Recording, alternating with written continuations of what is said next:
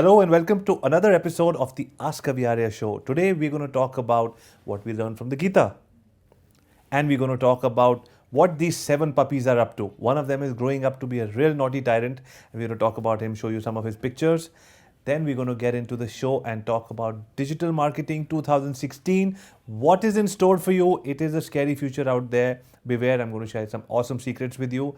And then we got some questions coming, and I'm happy to know we got video questions being shot. So if you're actually taking the effort to sending me video questions, I'm charged and pepped to answer them and look forward to getting into the show. So let's get right into the show. I've always mentioned that I'm very fond of reading, and we used to have Gita classes and Upanishad classes as I was growing up.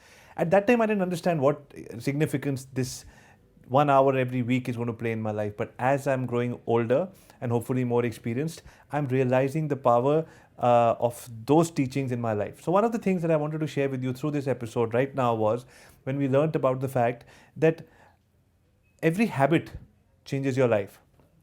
And I read somewhere that हर बुरी आदत को संगत की ज़रूरत होती है, which means that every bad habit needs company. Now, when I saw that happening in the social media world, with all of us marketers becoming now social media addicts, and we're trying to run businesses on social media, do social selling, I see a lot of bad habits in the social media world as well. Well, I'm a digital marketer and I'm a social media junkie, right?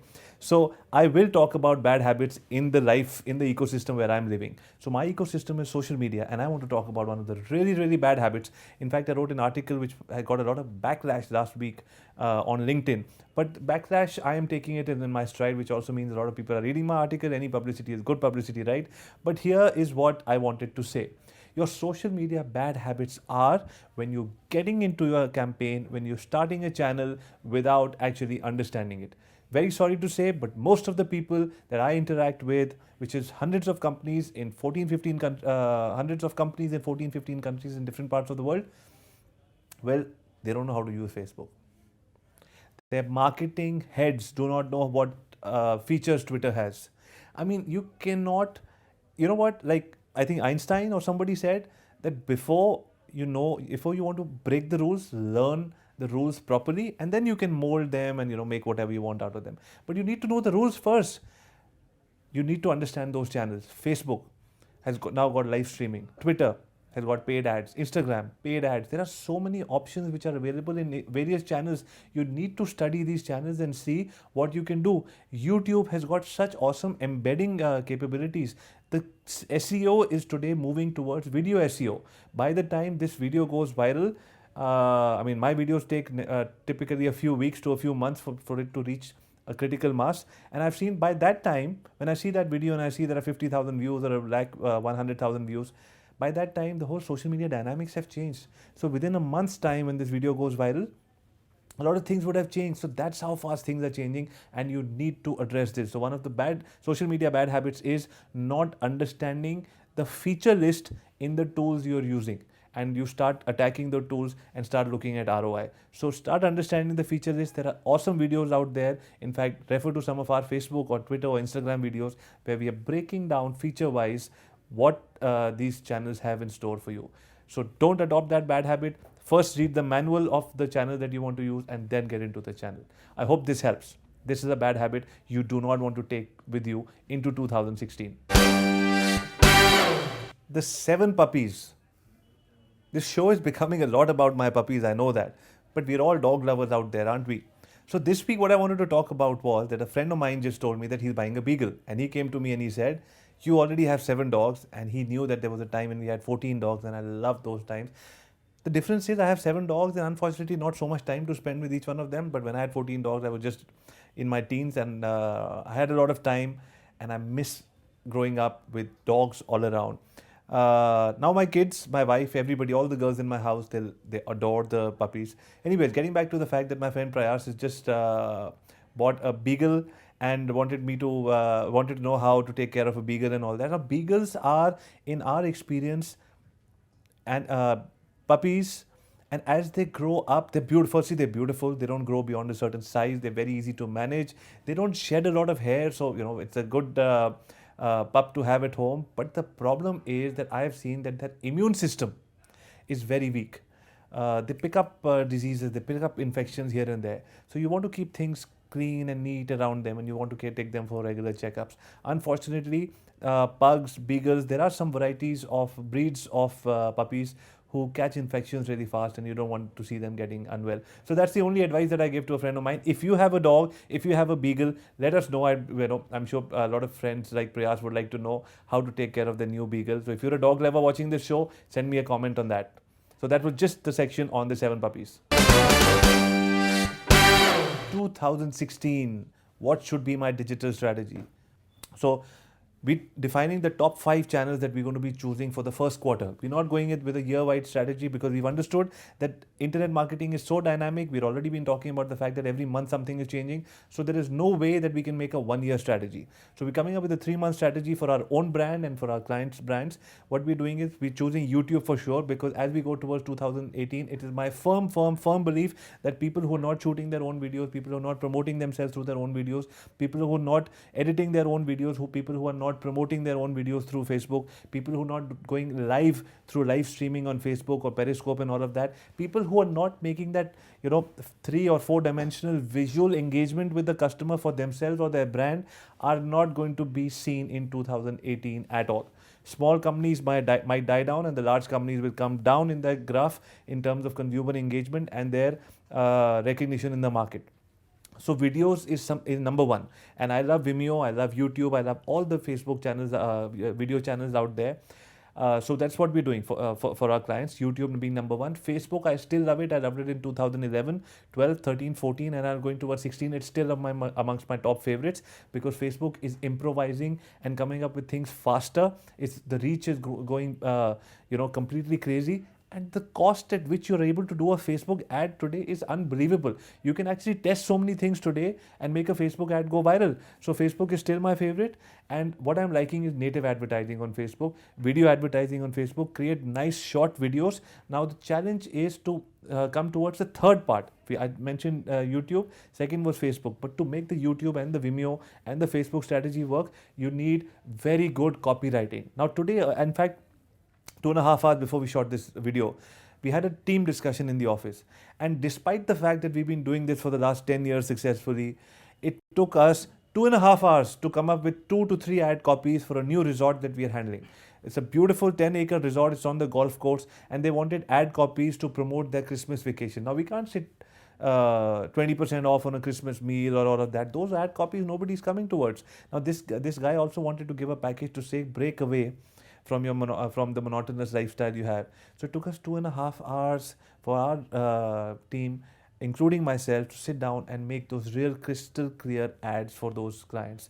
There's a client called Coco Lagoon, and the beautiful resort, and I will be showcasing here the kind of ads that we've done. This is the first offer that we did for them, and here is the second offer that we did for them. Now if you look at these offers, these are actually talking to the stressed, tired audience of the resort.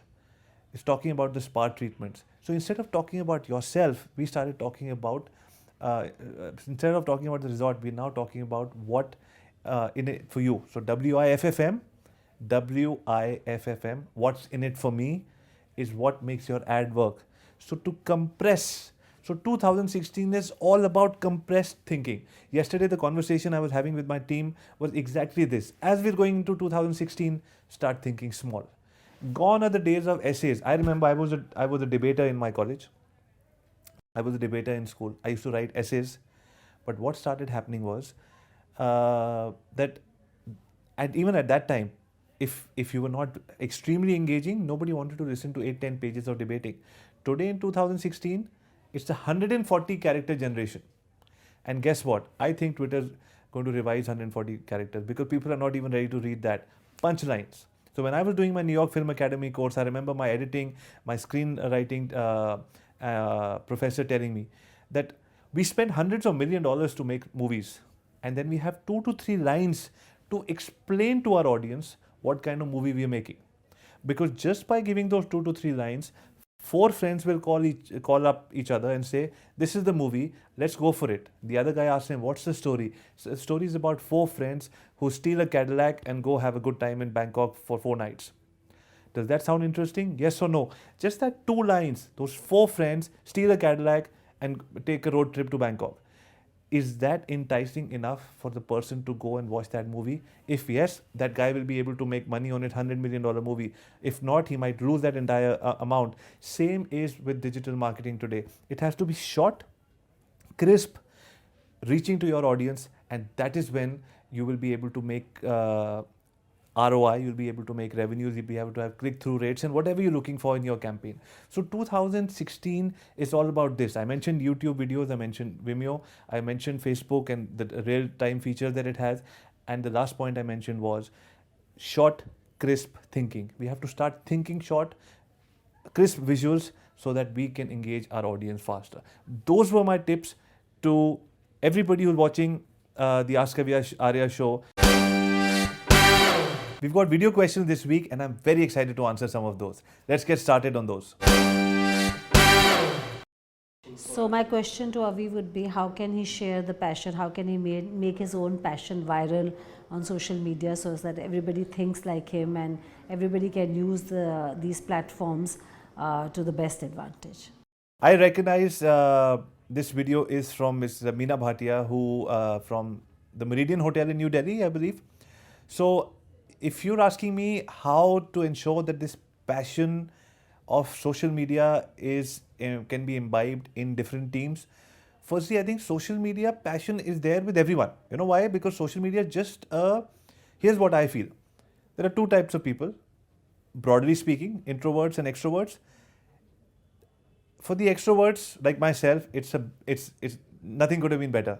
You have a chance to talk to so many people, connect with so many people through so many channels, talk about yourself, talk about their lives, their businesses. So they will love it, right? So identify the extroverts, give them a different channel that they love. Don't force them to do a strategy. Give them a channel that they love and allow them to express the brand through that channel. A lot of people love photography, a lot of people like writing, a lot of people like shooting, a lot of people like editing. So maybe you can find your teams and their passions and let them go wild and find their own social media passion. That's one, because then they will do it naturally. That's one. The other thing is introverts. Now I think for introverts, nothing better ever happened again than social media, because if an introvert has a problem with confronting people, in social media, you can actually sit on your phone, passively look at somebody's post, like it, comment on it, or share it, and without having a personal face-to-face confrontation. So the passion is there within both kinds of people, the extroverts and the introverts. The idea is to bring it out and allow them to do something. So first, what happens is like with any child or any project, you allow them to do something on their own, which they love, and then slowly you can tell them to do it for your brand or the brand that they're working for. So have a workshop. I'd be more than happy to help you with that workshop. Have a workshop, let them do a campaign each, let them do photography, let somebody write, let them find their social media passion, let them post it out there, promote the post for them, let them find the engagement coming from the guests. Once they start connecting with the outside world, the passion will become inherent and it will become an addiction of sorts. It's not the right word, addiction, but it's become an addiction of sorts and you'll want to do it every day. So that is I hope that answers your question, and great question, by the way. Hey, hi Avjit, this is my question to you. I need to do a spend on our hotels worldwide. How do I know which markets to put my money in? Hi Gopal, thank you for your question. So your question, if I've understood correctly, is that how to understand which market to go for your hotels, right? Now that is a very interesting question, and here's the answer. The best part about the internet is that it is 100% data driven. And the best part about most parts of data is that it's relatively free. So you can actually go to Google and you go to Google Advert Tools. You have a Gmail account, you can access your Gmail account to go into Google Advert Tools. And then you can actually type in any keyword. You can type in hotels in Delhi, hotels in London, travelers coming to India, looking for India, travel to India, spas in India, and you can see what are the searches, what is the search volume for those keywords coming from Germany, Europe, different parts of Europe, Canada, or UAE, and see what is the search volume coming. And depending on the search volume, you'll know that these are people who are looking for these kind of keywords, and accordingly make a campaign, and accordingly test a campaign. Start with a small budget, have a nice keyword plan done, have a nice banner ad plan done, and start advertising in that market, and you will definitely start seeing results. But I'll have to have a continuation to this answer, because this campaign could go wrong if you do not factor in mind that you need to ensure that you know that if you, for example, planning a trip, a campaign in Germany, you need to know when is it that those people are traveling to India, and when is it that they are booking, because the booking time and the travel time can be a few months apart. And mostly the travel time is in and around the holidays that they have, if it's for leisure. And I believe your hotels are leisure travel, so this is the strategy that you should follow. Like I said, go to Google Adword Tools, type in the keywords, see which country has traffic for those keywords, make a nice ad copy, a nice creative, run those test banners in those countries, see the response coming in, but ensure that you're running it at the right time. It should be relevant. Right time is when they're booking their holidays, and I'm sure you will 100% see returns from that. So that's the beauty of the internet. It's all data driven, and it's so easy for anybody, all lay people like you and I, to sit on the internet and find our own strategy, make our own strategy. And once you make your own strategy, the good part about that is once you make your own strategy, you believe in it more, because you have actually seen the data. You believe in it more, and for you to implement it becomes that much more, it comes with that much more conviction. So once again, great questions. Thanks for asking. And please stay connected. Look forward to getting more questions from you on the Ask Arya show.